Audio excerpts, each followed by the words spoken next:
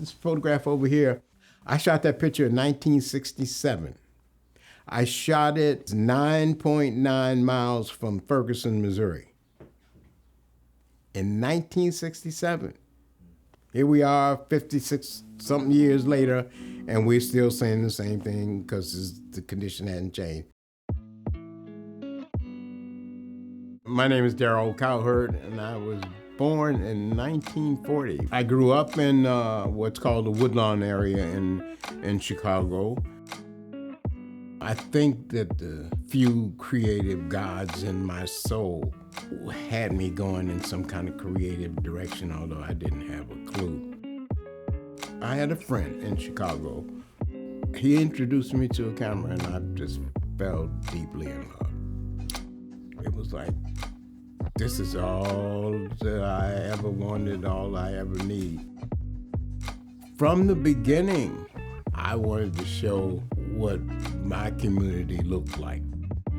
As far as I was concerned, the imagery that was portrayed of black people was propagandistic. It was presented in a way that preserved and maintained racism and the crap of the day. There's people in my community, guys, men that are awesome.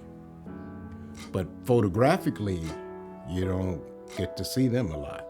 So that was like one of my early driving forces. I have never photoshopped. I never will. I was taught that you do the image in the camera. Once you shot it, that's it. I know I'm a dinosaur, but I'm going out with that. I can stand by each and every one of my photographs and attest to its honesty and integrity. I can't afford to misrepresent. I have to show as much as I can with each and every individual photograph the truest form that I can make.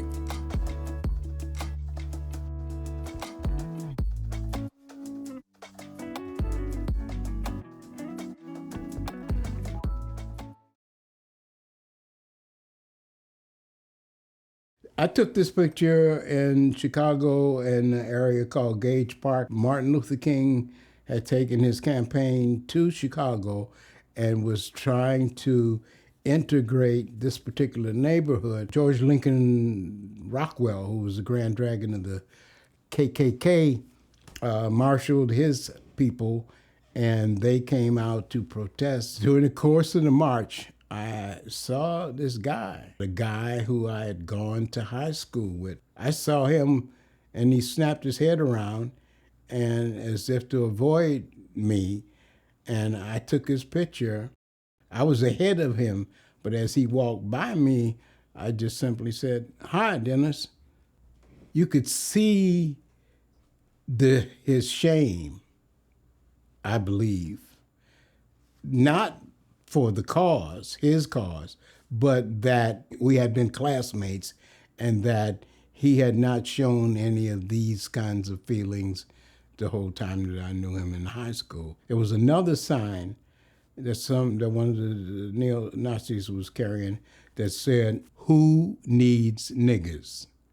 And, to this day, I regret that I wasn't able to photograph it. It fell to the ground, somebody stepped on it, and then somebody else tore it up or whatever.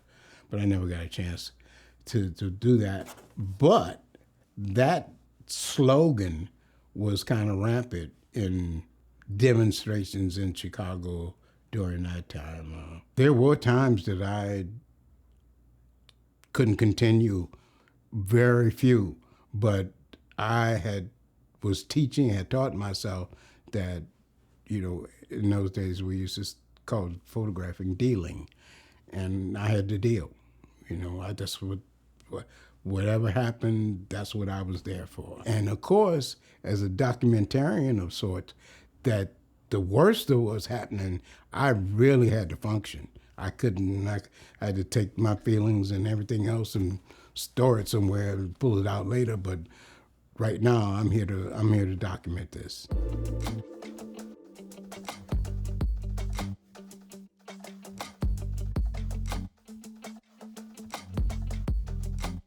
I went to East St. Louis to photograph Catherine Dunham, who you may or not know was a masterful entertainer, dancer, singer. She had achieved a lot of worldwide notoriety. She decided to give up all of the fame and fortune and go to East St. Louis and teach these kids how to dance, how to perform. And I was there to cover that. So I spent a couple of days tooling around St. Louis. And there was a group called Action. They had put up signs in St. Louis saying, "Stop white police from killing us," because there was an epidemic of that more than 50 years ago. But I was on a bus, which I did in those days. I, part killing time, part trying to learn something about where I was and that kind of thing. And I saw this black woman sitting across from me on the bus, and this sign here that says, "Support your local police. Their problems are your problems." Well, that on the surface sounds really cool, huh? But if you read the small print, it says, "Sponsors the St. Louis chapter of the John Birch Society." If you substitute a name for the John Birch Society, you could say WCC, which stood for the White Citizens Council. They really were not interested in the welfare of black people, put it that way. And of course, St. Louis is 9.8 miles from Ferguson, Missouri, where Michael Brown was shot by a white policeman when he was 18 years old.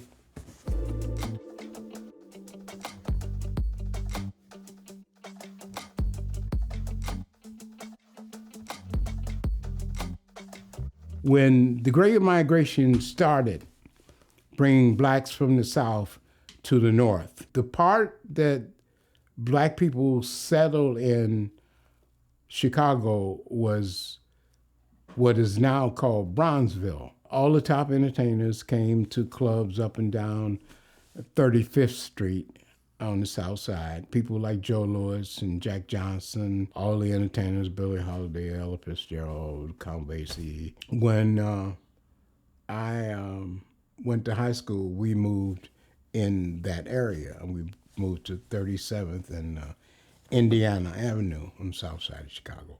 We lived on the second floor, and Tommy and his family lived on the top floor. I took this picture, I think, in 1960 or 61. Tommy was 18. He did not see 19. There was a pool room around the corner. He got into a fight with somebody, and he got killed with a pool cue. And I've always loved this photograph, but it's also at the same time, on a personal level, my homage to Tommy. His life story is the most graphic kind of illustration of what's wrong with racism and segregation. Kid was 18 years old, I mean, yeah, he was killed by another black person, but that's how the system works, The racism is so intrinsic in this country that it's a short step from having us kill each other so that they don't have to. It's a mind game at the same time. You don't like yourself, you don't like people that look like you. It's working. That's Tommy.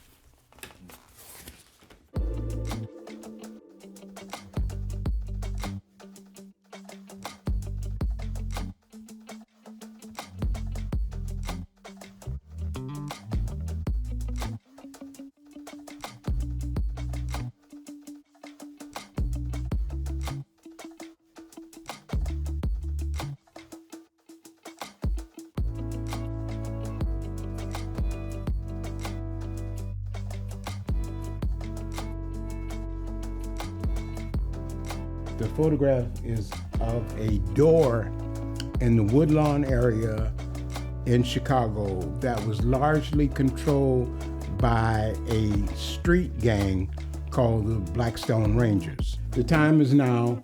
Be black right now. They didn't have room for the W on now. And here it says, be one, be yourself, from a street gang. Drug dealers.